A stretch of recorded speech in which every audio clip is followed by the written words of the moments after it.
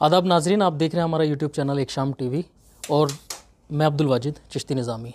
जमात इस्लामी हिंद में मैं इस वक्त मौजूद हूं और मौजूदा वक्त के जो हालात चल रहे हैं वो किसी से छुपे नहीं हैं, आप सबके सामने हैं।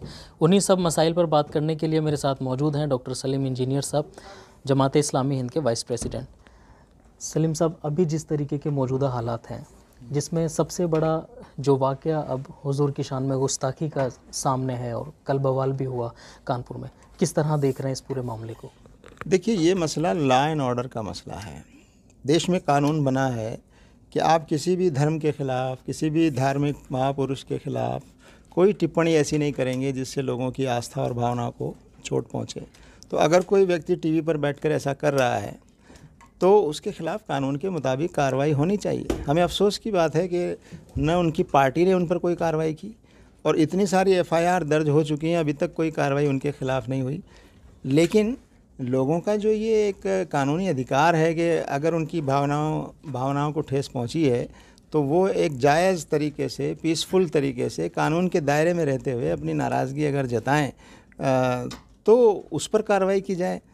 और वहाँ कुछ गड़बड़ करने की कोशिश जैसा कि की गई है कानपुर में, तो जो भी कानून हाथ में लेता है, हम इस पक्ष में नहीं है कि कानून हाथ में लेने वाला व्यक्ति चाहे किसी भी धर्म का हो, उसके ख़िलाफ़ कानून के मुताबिक कार्रवाई होनी चाहिए और निष्पक्ष कार्रवाई होनी चाहिए। ऐसा नहीं होना चाहिए कि एक धर्म का व्यक्ति है तो उसे बचाने की कोशिश हो, अगर दूसरे धर्म का व्यक्ति है तो उसके ख़िलाफ़ सख्त कार्रवाई हो, एक धर्म का व्यक्ति है तो उसको नज़रअंदाज कर दें, दूसरे धर्म का व्यक्ति है तो उसके घरों को बुलडोज़ कर दिया जाए।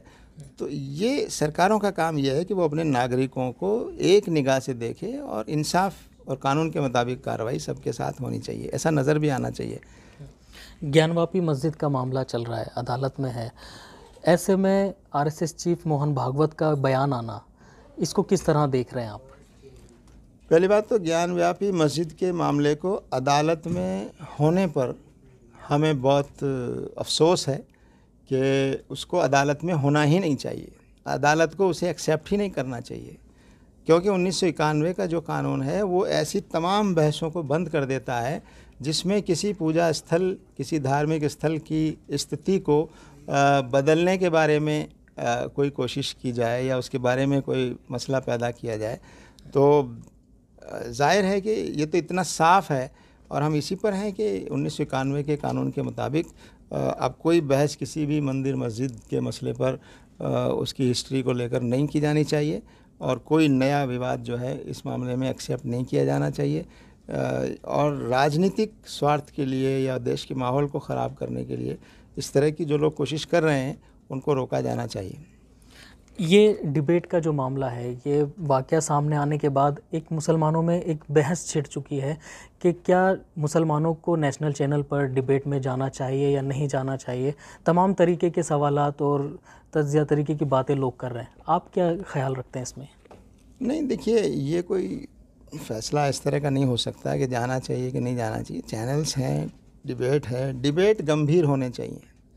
डिबेट में भावनाओं को भड़काने और किसी एक ख़ास तबके को टारगेट करने की कोशिश नहीं होनी चाहिए और डिबेट संजीदगी और गंभीरता से निष्पक्ष होनी चाहिए। चैनल्स को पार्टी नहीं बनना चाहिए, एंकर्स को जो है कोई पक्ष नहीं लेना चाहिए, बल्कि लोगों के सामने सारे पक्ष लाए जाएं और जनता तय करे कि जो भी राय बनती हो।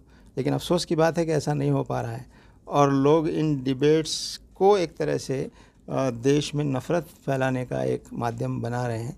तो जो गंभीर लोग हैं, संजीदा लोग हैं, उनको बहुत सेलेक्टिव होकर चैनल पे जाने की ज़रूरत है।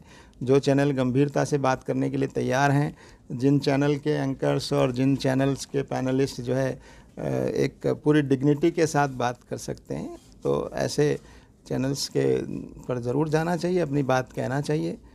और जो चैनल इन चीज़ों का ख्याल नहीं रखते, ज़ाहिर है जब तक वो अपना रवैया ना सुधारें तब तक उनसे दूर रहना ही अच्छा है। अक़लियती तबके की बात करते हैं आप, जम्मू कश्मीर में कश्मीरी पंडितों का पलायन फिर शुरू हो गया, इसको किस तरह देख रहे हैं? क्या दौरा करेंगे आप वहाँ का? देखिए, हमें अफसोस है कि हमारे कश्मीरी पंडित जो हैं एक लंबे समय से एक तरह के खौफ का शिकार हैं, डर का शिकार हैं।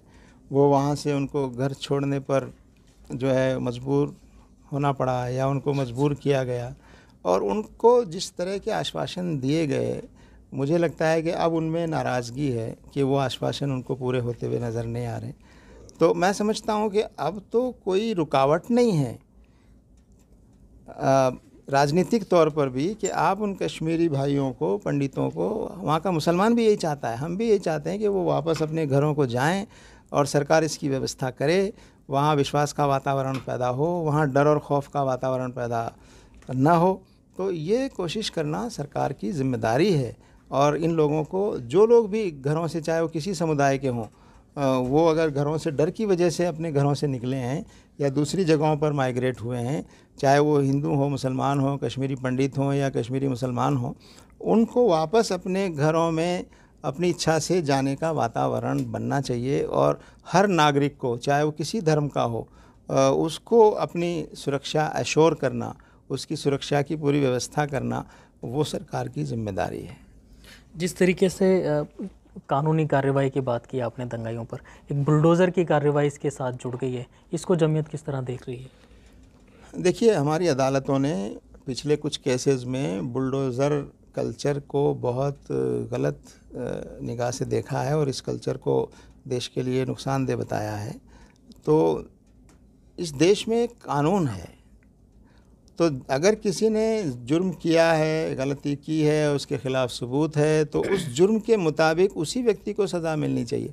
ऐसा नहीं है कि आप पूरे परिवार को सज़ा दे देंगे, आप सबके घरों को ढा देंगे। तो ये एक तरह से भय पैदा करने की एक कोशिश है और ये बिल्कुल नाइंसाफ़ी और अन्याय है कि आप, अगर कोई व्यक्ति मान लीजिए मुजरिम भी है आपकी निगाह में, उसके मुजरिम साबित होने तक आप कानून के मुताबिक ही कार्रवाई कर सकते हैं। मुजरिम साबित होने के बाद ही कर सकते हैं कोई कार्रवाई, वो भी अदालत करेगी, सरकार को कार्रवाई करने का कोई अधिकार नहीं है। तो ये जो बुलडोज़र की बात की जा रही है और कुछ जगहों पर इसका जो अमल किया गया है, ये इस देश के लिए बहुत ख़तरनाक संकेत है। जमीयत कुछ करेगी इसमें?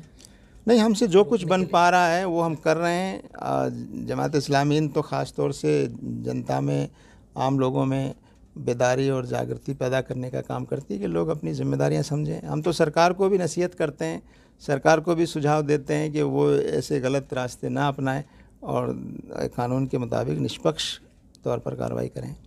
बहुत बहुत शुक्रिया बात करने के लिए। दिल्ली से एक्शाम टीवी के लिए मैं अब्दुल वाजिद चिश्ती।